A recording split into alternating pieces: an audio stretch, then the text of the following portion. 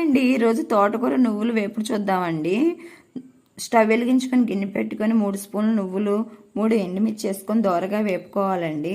Stove వెలిగించుకొని గిన్నె పెట్టుకొని 2 స్పూన్లు నూనె పోసుకొని సాయమినపప్పు, పచ్చెనగపప్పు, ఆవాలు, ఒక ఎండుమిర్చి, దంచి పెట్టుకున్న వెల్లుల్లిపాయలు, 2 రబ్బలు కరివేపాకు, అర స్పూన్ జీలకర్ర వేసుకొని మొత్తం దోరగా వేపుకోవాలండి. కట్ చేసి పెట్టుకున్న తోటకూర కూడా వేసుకోవాలండి. ఈ తోటకూర 1కి 4 సార్లు కడుక్కుంటే బాగుంటుందండి.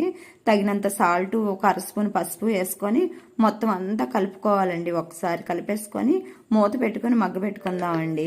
ఇంతలో మనము రోట్లో ఈ నువ్వులు ఎండుమిర్చి వేసుకొని మెత్తగా దంచుకోవాలండి. పొడుగులాగా అయిపోవాలండి. ఇప్పుడు మనం ఫ్రై అవుతున్న ఈ తోటకూరలో వేసుకోవాలండి. ఇదంతాను చాలా కమ్మగా ఉంటుందండి. అన్నంలోకి వేసుకుంటే ఈ తోటకూర నువ్వుల ఫ్రై చాలా బాగుంటుంది. అలానే చపాతీలో కూడా బాగుంటుంది. నచ్చితే సబ్స్క్రైబ్ చేసుకోండి, సపోర్ట్ చేయండి, షేర్ చేయండి.